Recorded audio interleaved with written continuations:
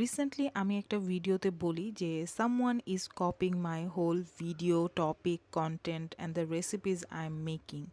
তো তারপর থেকে অনেকের মনে কোশ্চেন জাগে যে কপি অ্যান্ড ইন্সপায়ার্ড এই দুইটা জিনিস কি সেম না?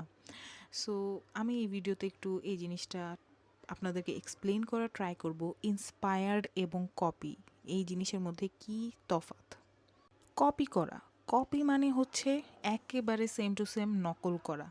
ধরেন আমি যেই কেকগুলো বানাচ্ছি, আমি একটা ভিডিওতে যেই কথাগুলো বলছি, সেম টাইপের কথা বলা, সেম জিনিস বানানো, পিছনে সাইডে সব কিছু একেবারে মানে সিমিলার রাখা।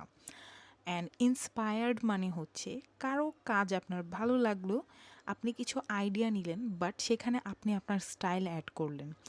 যেমন আমি কিন্তু একটা টিকটকার আছে, বেকার, হি ইজ আ বেকার। সো তার কাজ আমার খুবই পছন্দ, আমি এটা প্রায় বলি অ্যাশ। সো ওর যেই রেসিপিস না, অ্যাজ ইন যে কেকগুলো, যেরকম পিস্তাশিও রাসবেরি, আমি তার থেকে ইন্সপায়ার্ড হয়ে করি। বিস্কফ ফাজ, এইটাও আমি কাইন্ড অফ তার থেকে ইন্সপায়ার্ড হয়ে করি। বাট আপনি যদি তার ভিডিওগুলো দেখেন এবং আমার ভিডিওগুলো দেখেন, পুরোই তফাৎ। বাট কেকের যে ফ্লেভার সেটা same. That's mean I am inspired by him, but I am not copying him. এখন অনেকেই বলতে পারেন যে আপনার কপি করলে তো কোনো ক্ষতি হচ্ছে না, সে তার মতো কপি করছে। অবশ্যই ক্ষতি হচ্ছে, আমার ক্লায়েন্টরা বা আমার ভিউয়ার্সরা কনফিউজড হয়ে যাচ্ছে। অ্যান্ড এটা খুবই খারাপ আমার জন্য, কারণ এই পেজটাকে আমি খুবই কষ্ট করে তিলে তিলে বড় করেছি।